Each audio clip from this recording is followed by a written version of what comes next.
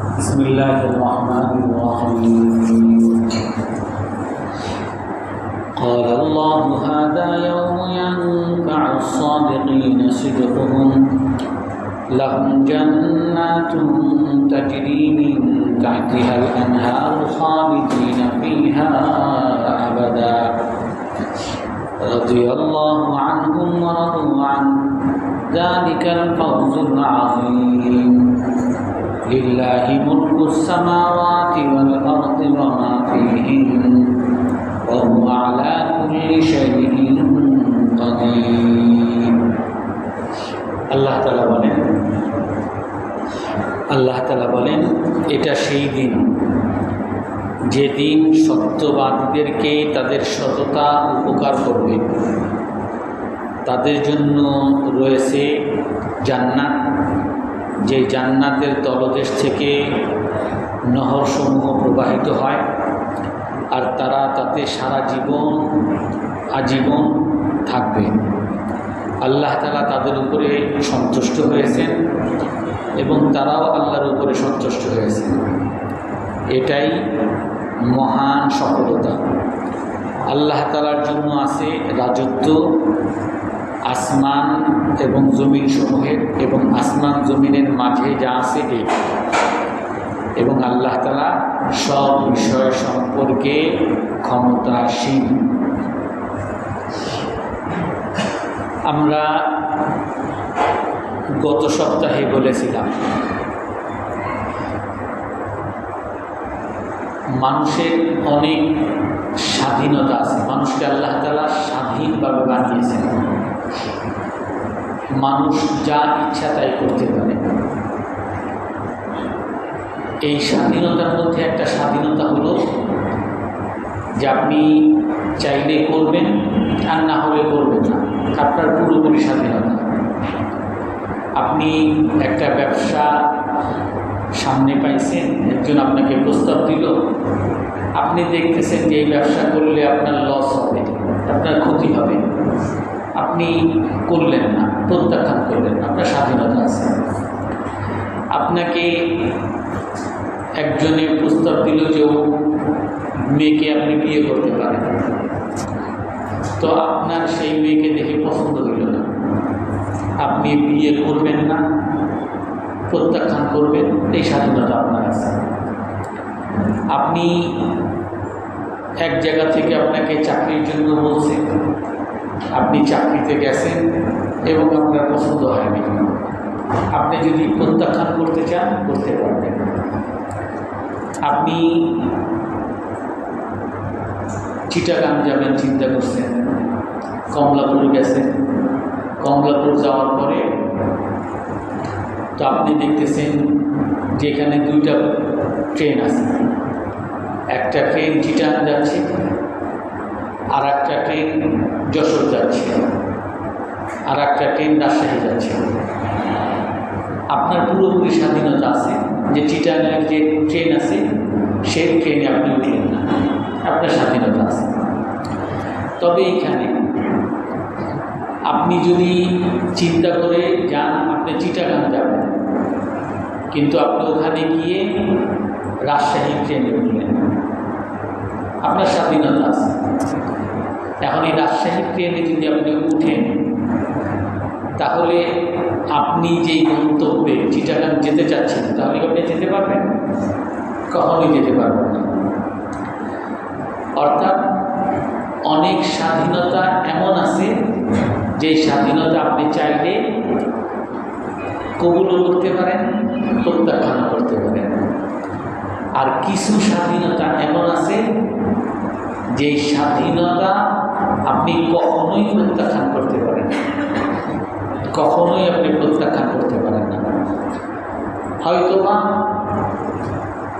সময়ের স্বাধীনতা আপনার আছে, আপনি এখন প্রত্যাখ্যান করলেন, কিন্তু এই প্রত্যাখ্যানের কারণে আপনাকে পস্তাতে হবে, অনুতপ্ত হতে হবে, কিন্তু আপনাকে এই প্রত্যাখ্যান করার কোনো উপায় নেই।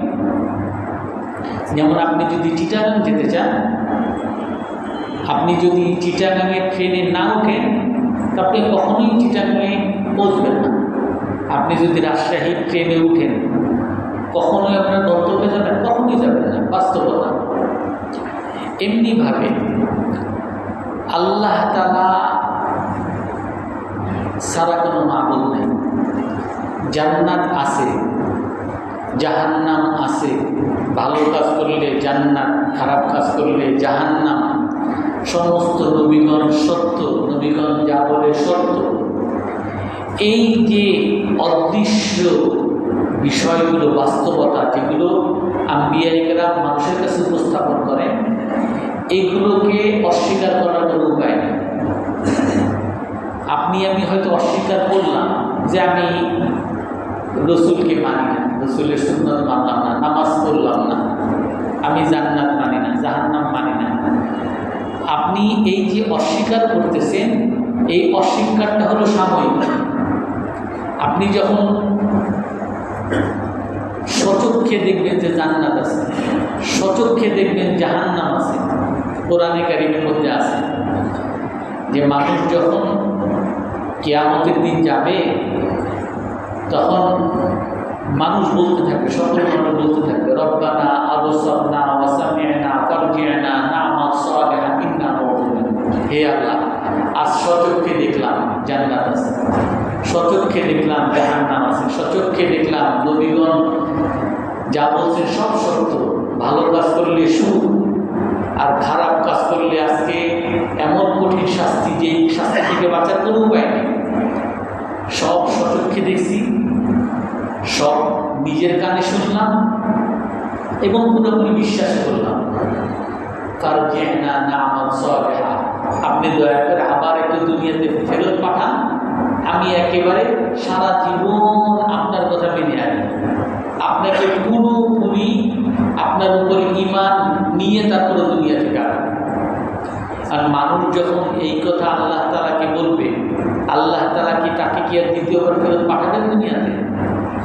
আর যদি তাকে ফেরত না পাঠান, এখন এই যে মানুষটা কিয়ামতের দিন সব সচক্ষে দেখতেছে, এখন এই সব কিছু সে বিশ্বাস করবে নাকি করবে না? চোখে দেখতেছে, চোখে দেখে তো আর অবিশ্বাস করার কোনো উপায় নেই। অর্থাৎ প্রতিটা মানুষকে মুমিন হতেই হবে, তার মধ্যে কোনো স্বাধীনতা নেই। আমি বিয়ে করলাম করলাম না, স্বাধীনতা আছে। চাকরি করলাম করলাম না, ব্যবসা করলাম করলাম না, ইচ্ছা হলে স্বাধীনতা আছে। কিন্তু এই ঈমানের ক্ষেত্রে জান্নাত আছে, জাহান্নাম আছে, আল্লাহ আছে, নবীগণের সকল কথাবার্তা, এগুলো সফলতার কথাবার্তা সত্য। এইটার মধ্যে ঈমান আনা, বিশ্বাস করা না করার কোনো স্বাধীনতা নেই। শুধু স্বাধীনতাটা কি? সাময়িক স্বাধীনতা, সময়ের স্বাধীনতা। যে এখন তুমি মানতে চাইলে মানো, না হলে তুমি যদি মানতে না চাও, অনেক মানুষ আছে যারা বিশ্বাস করে না এই সময়। কিন্তু যখনই তোমার চোখটা বন্ধ হয়ে যাবে তখনই তুমি বিশ্বাস করবে। যেমন ফিরআউনের কথা আল্লাহ তাআলা কোরআনে কারিমের মধ্যে বলছেন, দুনিয়াতে যে কয়দিন ছিল বলছে আনা রাব্বুকুমুল আ'লা, আমি তোমাদের সবচেয়ে বড় প্রভু। ফিরআউন বলে কি মা আলিমতু লাকুম মিন ইলাহিন গায়রি, আমি ছাড়া তোমাদের আর কোনো মাবুদ নেই, কোনো মাবুদ আমি চিনি না। এই ফিরআউন দুনিয়াতে যখন বলছে যে আমি তোমাদের রব, আমি ছাড়া আল্লাহ কোনো মাবুদ নাই, আমি ছাড়া জান্নাত জাহান্নাম কিছু নাই, এই ফিরআউনই যখন নাকি আজরাইল আলাইহিস সালাম তাকে জান কবজ করতে আসছে, এই ফিরআউনই বলতেছে কি আমানতু বিল্লাযী আমানাত বিহি বানু ইসরাঈল ওয়া আনা মিনাল মুসলিমিন, আমি ওই আল্লাহকে বিশ্বাস করলাম যে আল্লাহর উপরে মুসা আলাইহিস সালাম এবং তার জাতিরা, তার অনুসারীরা বিশ্বাস করছে, ওই আল্লাহকে বিশ্বাস করলাম। এখন এই ফিরআউনের এই বিশ্বাস, এই ঈমান, এই ঈমান কি তার কোনো কাজে লাগবে? কারণ কেন কাজে লাগবে না? কারণ সময় ওভার হয়ে গেছে, সময়ের পরে, এই সময় পরে যদি সে বিশ্বাস করে কোনো কাজে আসবে না। এমনিভাবে শয়তান কিয়ামতের দিন বলবে, ইন্নাল্লাহা ওয়া'আদাকুম ওয়া'দাল হক ফাআখলাফতুম, আল্লাহ তাআলা যা তোমাদের সাথে ওয়াদা করছিল, জান্নাতের কথা, জাহান্নামের কথা, নবীগণের কথা, সফলতার কথা, আল্লাহ যা ওয়াদা করছে সব সত্য ওয়াদা করছে, আর আমি আল্লাহর ওয়াদা মানিনি। কারণ এই যে শয়তান যে এই কথা বলতেছে যে আল্লাহর ওয়াদা সকল সত্য, শয়তানের এই কথা কি সত্য না মিথ্যা? সত্য। কিন্তু এই সত্য কি আর তার কোনো কাজে লাগবে? কেন? কারণ টাইমের পরে, সময়ের পরে, সময় মতো সেই সত্য কথা বলেন। এটাই আল্লাহ তাআলা বলেন হাযা ইয়াউম, এইটা সেই দিন, কিয়ামতের দিন করবে। এইটা হলো সেই দিন ইয়ানফাউ সাদিকিনা, সত্যবাদীদেরকে তার সততা উপকার করবে। কিয়ামতের দিন সততা উপকার করবে। কোন সততা? যেটা কিয়ামতের দিন যেই সত্য করবে সেই সত্য, দুনিয়াতে যেই সত্যটা বলে যাবে। তাফসীরে নাবুসিতে একটা দৃষ্টান্ত দিয়েছে। একজন ছাত্র পরীক্ষার হলে বসে, পরীক্ষার হলে কি আমাদের এখন পরীক্ষা চলতেছে না, বাচ্চারা পরীক্ষা দিতে ঢুকছে। এখন পরীক্ষায় গিয়ে দেখে যে একটা প্রশ্ন তার কমন করে নেয়, পড়াশোনা করে নেই, কমন করবে কি?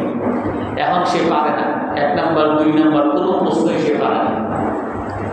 এখন সে খালি খাতা দিয়ে চলে গেল। তারপরে বাসায় গিয়ে দেখে আরে এই প্রশ্নতে এইটা ভালো করে মুখস্থ। এখন আবার আসছে যে আমার খাতাটা দেন, আমি আবার পরীক্ষাটা দিব, ওই যে প্রশ্নের উত্তর দিব, দেন আমারে। এখন কি কেউ কি দিবে? খাতা দিবে তারে? অথচ সে তো পরীক্ষার হলে যে প্রশ্ন দিছিল, প্রশ্নের উত্তর লেখা, ওই প্রশ্নের উত্তরই সে এখন দিবে। বাসার থেকে ঘুরে এসে খাতা দেখে আসছে, আর কি কেউ তারা প্রশ্ন দিবে? কেন দিবে না? কারণ সময় শেষ। পরীক্ষার যে সময় ছিল 2 ঘন্টা 2.5 ঘন্টা, এই সময় নেই। সময়ের পরে যতই মুখস্থ করেন, যতই পড়ালেখা করেন, যতই একটা ঠোঁটস্থ করেন, এই ঠোঁটস্থের কোনো কাজ আছে? এমনিভাবে এই কিয়ামতের দিন সততা উপকারে আসবে। কোন সততা? যে সততা দুনিয়ার মধ্যে হবে, সময়ের মতো হবে। যে সততাটা মানুষকে, যে সততা রক্ষার জন্য আল্লাহ তাআলা বলছিলেন, ফেরেশতা নবীগণ আম্বিয়া কেরাম নবীগণরা যে সততা দেখাইছেন দুনিয়াতে এসে, নবীগণের অনুসরণ করার জন্য আমাদেরকে বলছিলেন। আমাদেরকে আল্লাহ তাআলা কোরআনে কারিমে, আজকে যেমন কোরআনে কারিমের আয়াত পড়ছি নামাজের মধ্যে, ওয়াইলুল লিল মুতাফফিফিন, ধ্বংস হোক ওই সকল মানুষের। কাদের? যারা মাপে কম দেয়। একটা পুরো সূরা মাপে কম দেওয়া, এই প্রতারকের একটা পুরো সূরা না দিয়েছে, মুতাফফিফিন সূরা। আল্লাহ কি বলেন? ওয়াইলুল লিল মুতাফফিফিন, ধ্বংস হোক ওই সকল মানুষের যারা মাপে কম দেয়। আল্লাযীনা ইযা কালু আলান নাসি ইস্তাউফুন, যখন মানুষের কাছে ওজন করে, ওজনের মধ্যে কমতি করে। ওয়াইযা কালুহুম আও ওয়াজানুহুম ইউসিরুন, যখন বাটখারায় দেয়, বাটখারার মধ্যে 2 নাম্বারই করে। কিনতে গেলে কি বলে, মুরগি কিনতে গেলে এমন সাইজ করে রাখে 100 গ্রামের নিয়ে কম। আপনি এইভাবে রাখলে 500 গ্রাম আনবে, ওইটার একটু সরাই দিলে, একটু সাইজ করে দেন, বাস এটা 400 গ্রাম হয়ে যায়। ওয়াইযা কালুহুম আও ওয়াজানুহুম ইউসিরুন, আল্লাহ তাআলা বলেন কি, আলা ইয়াযুন্নু উলাইকা আন্নাহুম মাবউসুন, এই সকল ব্যবসায়ীরা কি এই কথা মনে করে না? এই কথা কি তাদের মনে আসে না যে তাদেরকে আবার উঠানো হবে? কিয়ামতের দিন উঠানো হবে। কোথায়? ইয়াউমিন আযীম, মহান দিনের। ইয়াউমা ইয়াকুমুন নাসু লিরাব্বিল আলামিন, যে কিয়ামতের দিন সকল মানুষকে দোনো জাহানের বাদশা আল্লাহর সামনে দাঁড়াইতে হবে।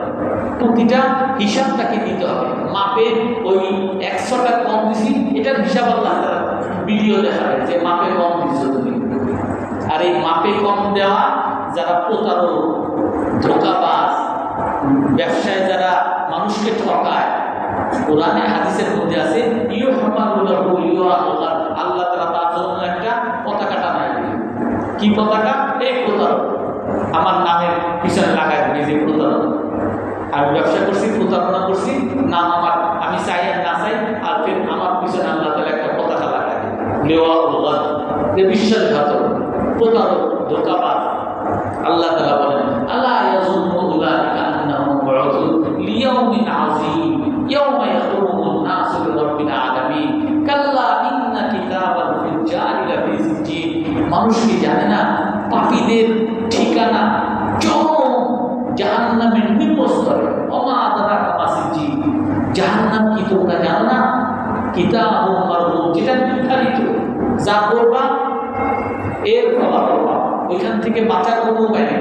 করবা জাহান্নামের কাম, আর ওইখানে ফেরেশতারা বলবা যে তোমার 2 টাকা ঘুষ দিলাম, আমার সাইডে দাও, সারা কোনো উপায় আছে? দুনিয়াতে আপনি মানুষ হত্যা করেন, ধোঁকাবাজি করেন, টাকা পয়সা চুরি করেন, আপনি যদি ঘুষ দেন বাঁচার উপায় আছে, কিন্তু কিয়ামতের দিন কাউকে ঘুষ দিয়ে বাঁচা যাবে? আল্লাহরে ঘুষ দিতে পারবেন? কিতাবুন মারকুম, নির্ধারিত। সেই কিয়ামতের দিনকে যারা অস্বীকার করে তাদের জন্য ধ্বংস। এই জন্য ওই সত্যবাদিতা, সততা এই দুনিয়াতে আমাকে দেখাইতে হবে। এই সততা, এটা কি শুধু নামাজের সততা? এটা আপনার ব্যবসার সততা, এটা আপনার চাকরির সততা, এটা আপনার পরিবারের সততা, এটা আপনার আত্মীয় স্বজনের সাথে থাকার সততা, আপনার ছেলে মেয়েদের সাথে সততা, সকলের সাথে সত্যবাদিতা। এই প্রতিটা সততা আখিরাতে আপনার উপকার আসবে। আর যদি আপনি মিথ্যা বলেন, প্রতিটা মিথ্যার হিসাব আখিরাতে আল্লাহ তাআলা আপনার কাছে নেবেন। এই জন্য আল্লাহ তাআলা কি বলেন, হাদা ইয়াউমু ইয়ানফাউস সাদিকিনা সিদকুহুম, এটা হলো সেই দিন যেই দিন সত্যবাদীদেরকে তাদের সততা উপকার আসবে। তাফসীরে নাবুসিতে বলে যে অনেক সময় মানুষের মধ্যে একটা সততা থেকে দূরে সরার একটা উপায় হলো যে যারা ক্ষমতাশালী হয়, যারা ধনী হয়, যারা ক্ষমতাবান হয়, এরা মানুষকে মিথ্যুক হইতে বাধ্য করে। সে করে জুলুম, সে করে চাঁদাবাজি, কিন্তু আপনি বলবেন যে ভাই আপনি চাঁদাবাজ, চাঁদা কেন তুলেন, এটা বলার আপনার সাহস নেই। আপনার বলতে হবে না আমার নেতা ফুলের মতো পবিত্র। আপনি যদি বলেন এ চাঁদাবাজ, আপনি যদি বলেন এ ধোঁকাবাজ, তাহলে আপনার 12টা বাজা। এরকম দুনিয়ার মধ্যে অনেক মানুষ, সে তার মিথ্যা, সে তার, বিশেষ করে আমাদের এখানে যখন নির্বাচনে দাঁড়ায়, সবচেয়ে খারাপ মানুষ, ধোঁকাবাজ মানুষ, চোর মানুষ, ডাকাত মানুষ, আর সবাইকে বলতে বাধ্য করবে যে না উনি ফুলের মতো একেবারে সমাজ সেবক, উনি রাষ্ট্রের সেবক, উনি সত্যবাদী, সব কিছু তার গুণাগুণ তার গাইতে হবে। আর আপনি যদি তার গুণাগুণ না গান, তাহলে আপনার ক্ষতি করবে। তাফসীরে নাবুসিতে একটা ঘটনা লেখে, এক বাগদাদের এক রাজা, সেই রাজা সবাই প্রশংসা করতেছে।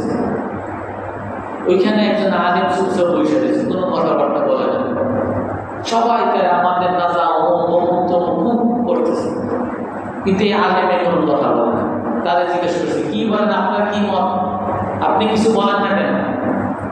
তখন আলেম বলে যে যে আমি কি বলবো, আমি চুপ করে রয়েছি, কারণ আমি আল্লাহকে ভয় করি যদি আমি মিথ্যা বলি।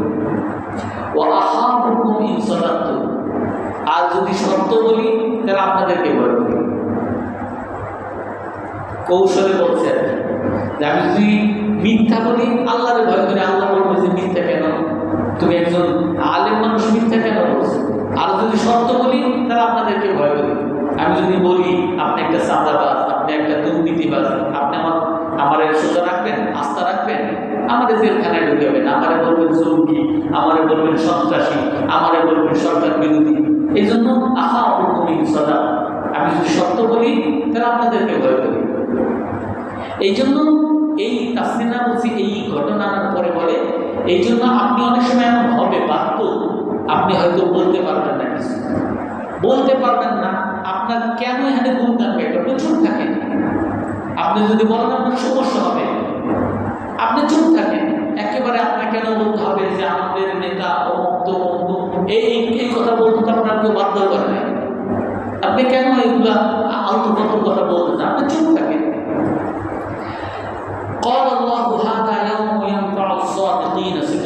আল্লাহ তাআলা বলেন এটা হলো সেই দিন যেই দিন সত্যবাদীদেরকে তার সততা উপকার করবে।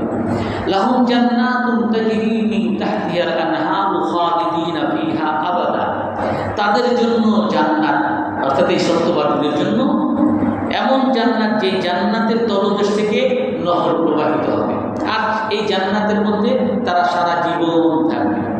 রাদিয়াল্লাহু আনহু, আল্লাহ তাদের উপরে খুশি হয়ে গেছেন এবং তারাও আল্লাহর উপরে খুশি। আল্লাহ তাদের উপরে সন্তুষ্ট হয়ে গেছেন আর তারাও আল্লাহর উপরে সন্তুষ্ট। যালিকাল ফাওজুল আযীম, আর এটাই হলো সবচেয়ে বড় সফলতা, মহান সফলতা, যে আল্লাহ খুশি হয়ে গেছে আর তারাও আল্লাহর উপরে খুশি হয়েছে।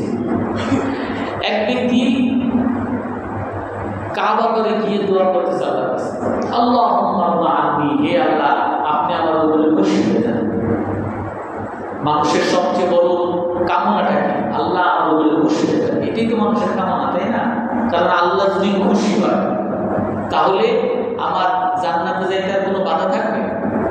আল্লাহ যদি আমার উপরে খুশি হয়, দুনিয়াতে সুখ পাইতে আমার কোনো বাধা থাকবে? আল্লাহ আমার সুখ দিয়ে। তো সে দোয়া করতেছে, হে আল্লাহ আমার উপরে খুশি হয়ে যান, আমার উপরে খুশি হয়ে যান। মানে একজন আলেম তারে বলতেছে যে, হে ভাই, তুমি যে আল্লাহর খুশি চাইতেছো, আল্লাহ তোমার খুশি করবো, তুমি আল্লাহর উপরে খুশি। এখন এ বলতেছে, হে ইমাম, পরের টাকায় দেখে উনি হলেন মুহাম্মদ ইবনে ইদ্রিস শাফি, ইমাম শাফি রাহমাতুল্লাহ আলাইহি। বলে, হে ইমাম শাফি, আমি তো আল্লাহর খুশি চাইতেছি, আপনি বলেন আমি আল্লাহর উপরে খুশি না, আমি আল্লাহর উপরে কেমনে খুশি হব? আমার তো আল্লাহর খুশি দরকার, আমার খুশি কি আল্লাহর কি দরকার, বা আমি কেমনে খুশি হব আল্লাহর কাছে? ইমাম শাফি বলেন যে, তুমি কি শুনো নাই আল্লাহ তাআলা বলেন রাদিয়াল্লাহু আনহু ওয়া রাদু আনহু, আল্লাহ তাআলা তাদের উপরে খুশি হয়ে গেছেন, তারাও আল্লাহর উপরে খুশি। তারা যখন খুশি হয় আল্লাহ তাদের উপরে খুশি হয়। তুমি আল্লাহর উপরে খুশি কিনা? তখন ইমাম শাফি বলেন কি, যে তুমি আল্লাহর উপরে খুশি ইদা কানা সুরুরুকা বিনি'মাতি কা সুরুরিকা বিনি'মা, তুমি যেমন সুখ পাইলে খুশি হও, পাস করছো, চাকরি পাইছো, ভালো বিয়ে করছো, ভালো ব্যবসা হয়েছে, ব্যবসায় লাভ হয়েছে, তুমি নেতা হয়েছো, তোমার সভাপতি নির্বাচন করা হয়েছে, কমিশনার, এমপি, খুশি খুশি না? মানুষ এই আনন্দের যে নিয়ামত যদি পায় তাহলে মানুষ খুশি হয় না? বলে এই আনন্দের জিনিসে যেমন তুমি খুশি হও, বিপদের খুশি যদি হও তাহলে তুমি আল্লাহর উপরে খুশি। সুখের সময় যেমন আল্লাহর উপরে খুশি, বিপদের সময় আল্লাহর উপরে যদি খুশি হও তাহলে তুমি আল্লাহর উপরে খুশি। কারণ যেই আল্লাহ তাআলা তোমাকে বিয়ে করাইছে, তোমার যদি বিয়ে ভেঙে যায় তাহলে সেই আল্লাহ তাআলা তোমার বিয়ে ভাঙাইছে। যে আল্লাহ তাআলা তোমারে ব্যবসায় লাভ দিয়েছেন, যদি তুমি ব্যবসায় লস করো তো ব্যবসায় লস কে করছে? আল্লাহ তাআলাই তো করাইছে। যদি আমি সুস্থ সবল, আল্লাহ তাআলা আমাকে সুস্থ সবল লাগছে, কিন্তু আমি যদি অ্যাক্সিডেন্ট করলাম, বাসের নিচে পড়লাম, গাড়ির নিচে পড়লাম, এটা তো সেই আল্লাহ তাআলাই আমাকে ফেলছে নাকি? অর্থাৎ আমি যদি বিপদে পড়ি, বিপদে পড়েও আমি আল্লাহর উপরে যদি খুশি থাকি, যেমন আনন্দের সময় যেরকম আল্লাহর উপরে খুশি, তাহলে আমি আল্লাহর উপরে খুশি হইলাম। কারণ আমি যখন ঈমান আনছি তখন কি বলছি? আমানতু বিল খাইরি ওয়াশ শাররি কুল্লিহি, আমানতু বিল্লাহি ওয়া মালাইকাতিহি, পারেন না আপনারা এটা? ওয়াল কদরি খাইরিহি ওয়া শাররিহি মিনাল্লাহি তাআলা, আমি তকদীরে বিশ্বাস করলাম, তকদীরের ভালো মন্দ সবই বিশ্বাস করলাম। ভালো যদি হয় এই আল্লাহ আপনি দিয়েছেন, আর যদি মন্দ দেন আপনি দিয়েছেন, দোনো অবস্থায় আমি খুশি। আমি অসুস্থ হয়েছি খুশি, আমি চাকরি পাই নাই খুশি, আমি ব্যবসা লস করছি খুশি, আমার স্ত্রী আমার ছেড়ে চলে গেছে খুশি, আমার অ্যাক্সিডেন্ট করছি খুশি, আমারে মানুষ ধরে মারছে, আমারে মিথ্যা মামলা দিছে, জেলখানায় ঢুকাইছে খুশি। ইন্না লিল্লাহি ওয়া ইন্না ইলাইহি রাজিউন, আমি আল্লাহ, আল্লাহ আমারে ভালো অবস্থায় রাখলেও আমি আল্লাহ, আর খারাপ অবস্থায় রাখলেও আল্লাহ। ওয়া ইন্না ইলাইহি রাজিউন, আল্লাহর কাছে ফিরে যাব। ভালো অবস্থায় যদি আল্লাহ তাআলা রাখেন, আমি যদি শুকরিয়া আদায় করি, এর সওয়াব আখিরাতের কবর ফিরে যাব। আমার যদি আল্লাহ বিপদ দেন, এই বিপদের দ্বারা গুনাহ মাফ, মর্যাদা, সওয়াব মানুষ যদি বিপদে পড়ে, বউ চলে যায়, ব্যবসায় ক্ষতি হয়, তারপরে চাকরি নষ্ট হয়, যদি যত ধরনের কষ্ট আছে, এই কষ্ট যদি হয়, মানুষ যদি তার উপরে সবর করে, এর সব আল্লাহ তাআলা আখিরাতে দিবেন না? বরং একটা হাদিসের মধ্যে এমন আছে যে মানুষ এই কষ্টের সওয়াব দেখে যারা যারা কষ্ট করে, দুনিয়াতে কষ্ট করছে, গরিব মানুষ, অন্ধ মানুষ, বিকলাঙ্গ মানুষ, অসুস্থ মানুষ, এদেরকে আল্লাহ তাআলা তার এই বিপদের কারণে এমন সওয়াব, এমন জান্নাত আল্লাহ তাআলা দিবেন, এইটা দেখে সুস্থ মানুষ সেই দিন আল্লাহর কাছে আফসোস করতে থাকবে, হে আল্লাহ, আমারে কেন অসুস্থ বানালেন না, আমারে কেন দুনিয়াতে আপনি অন্ধ বানালেন না, আমারে কেন আপনি ব্যবসায় ক্ষতি দিলেন না, আমারে কেন আমার বউ আমার ছেড়ে চলে দেয়নি। ওই দিন মানুষ এরকম আশা করে। অর্থাৎ আপনি সুখে থাকলে যেমন আল্লাহর উপরে খুশি, দুঃখে থাকলেও এইরকম আল্লাহর উপরে যদি খুশি হইতে পারেন, তখনই একমাত্র আল্লাহ আপনার উপরে খুশি হবেন। এজন্য আমরা সবাই আল্লাহর উপরে খুশি থাকতে পারবো তো ইনশাআল্লাহ। সর্ব অবস্থায় আল্লাহর উপরে খুশি। হে আল্লাহ, যে অবস্থায় রাখেন, এখন আমি হক কথা বলবো না, নামাজ বাদ দিব, দাড়ি কেটে ফেলবো, পায়খানা বন্ধনে করবো না, কারণ আমার জঙ্গি বলবো, আমার মোল্লা বলবেন, কাইয়া বিয়ে দিবেন, আমার কেউ বিয়ে দিবে না। আমি কি ইসলাম থেকে, নবীর সুন্নাত থেকে পিছিয়ে হটবো? এইসব হয়। বরং আমি আল্লাহর জন্য, আল্লাহকে খুশি করার জন্য আরো বেশি আল্লাহর আদেশের উপর অটল থাকবো। থাকবো তো ইনশাআল্লাহ। আল্লাহ তাআলা আমাদেরকে আমল করার তৌফিক দান করেন। তার কোনো প্রশ্ন আছে?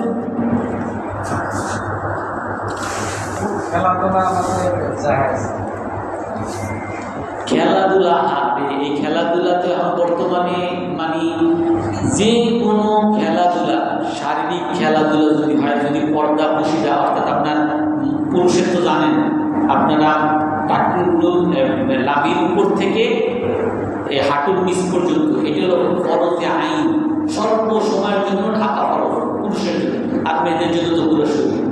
এখন এইটা যদি কেউ ঢেকে ফুটবল খেলে, কথার কথা, ফুটবল খেলে শারীরিক কষ্ট হইতে পারে, অবৈধ পিছনে যায়। কিন্তু এখন বর্তমানে যেইভাবে যে কোনো খেলায় যদি আপনি মাতাল হয়ে যান, খেলার জন্য আপনি যদি উদাসীন হয়ে যান, আপনার নামাজ বা রোজা বা এমনকি বর্তমানে এখন এমন হয়েছে, মেসি মেসি মেসি, একজন মেসি আমার বাপ, নিজের বাপ দেখে আরেকজনের বাপ বলে। এই আর্জেন্টিনা, যে আর্জেন্টিনার প্রেসিডেন্ট, আপনারা দেখেন ভিডিও আছে, আর্জেন্টিনার প্রেসিডেন্ট, ওই কসাই, পৃথিবীর যে সবচেয়ে বড় কসাই নেতানিয়াহু, ইহুদিদের যে প্রেসিডেন্ট, ওই নেতানিয়াহু পাশে গিয়ে সে তাদের সমর্থন করে আর বলে, আমি তোমাদের জায়নবাদ বলে হলো যারা ইহুদি না কিন্তু ইহুদিতে দীক্ষিত হয়েছে, ইহুদিদের সমর্থনে সে সবসময় কাজ করে। সে নিজেকে বলে যে আমি তোমাদের সমর্থক, আমি তোমাদের সারা পৃথিবীতে তোমাদের জন্য সমর্থন আমি আদায় করব, এবং ফিলিস্তিন যারা তোমাদের শত্রু, এদেরকে বিতাড়িত করার জন্য, ধ্বংস করার জন্য, মারার জন্য আমি তোমাদের পাশে থাকব। যারা নাকি মুসলমানদেরকে মারার জন্য মানুষকে উৎসাহিত করতেছে, সে মুসলমানের বিপক্ষে সবচেয়ে বড় কসাই, শত্রু, এর পাশে যে দাঁড়ায়, সেই আর্জেন্টিনার মানুষ, সেই আর্জেন্টিনার দলের গেঞ্জি পরে, তারপরে একেবারে মেসি আমার বাপ, আর্জেন্টিনা জিতুক, এর দ্বারা কি আমাদের এর পাশে যদি দাঁড়ায়, আমরা কি আল্লাহর সামনে আল্লাহর বন্ধু বলবো না আল্লাহর শত্রু বলবো? আল্লাহর শত্রু হয়ে যাবো না? এই জন্য এইসব আপনি খেলাধুলা করেন, বৈধ আছে, যদি আপনার পর্দা সর্দা ঢেকে করেন, বৈধ আছে। কিন্তু এইরকম মাতালের মতো, এরকম শত্রুদের পক্ষ নেওয়া, এটা তো কোনোভাবেই বৈধ হতে পারে না। আর এরকম মাতাল হয়ে যাওয়া, আজকে দেখা যায় সারা পৃথিবীতে, কিছুদিন আগে বাংলাদেশে সব ডুবে গেছে, চিটাগাং সব পানির নিচে, মানুষ থাকার কোনো জায়গা নেই, আর বৃষ্টি পড়তেছে, আর বৃষ্টির মধ্যে ঢাকা ইউনিভার্সিটিতে হাজার হাজার পোলাপান মেসি গেঞ্জি পরে তারা খেলার জন্য লাফাইতে, বৃষ্টি পড়তেছে। আমি কেমন পাগল, কেমন মাথা হয়েছে। কারণ আল্লাহর জন্য আপনি এই মাতলামি তো করতে পারেন না, আল্লাহকে বাদ দিয়ে আল্লাহর শত্রুদের জন্য আপনি মাতলামি, প্রেম, ভালোবাসা দেখাইতেছেন, তো আপনি আল্লাহর শত্রু হইলেন না আল্লাহর বন্ধু হইলেন? আপনি বলেন, আপনি জীবন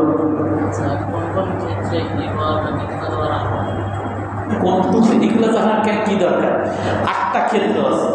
8টার মধ্যে যেমন যদি কেউ মানে স্পষ্ট প্রকাশ্য পাপি হয়, যেমন সে ডাকাত, তোমার সাথে তোমার এক বন্ধু সে আসলে মাদকাসক্ত, তো আমি তারা বললাম এ কিন্তু মাদকাসক্ত, তো কি বল তার দোষ বলা, কিন্তু দোষ বলছি সে স্পষ্ট গুনাহ করে এই জন্য।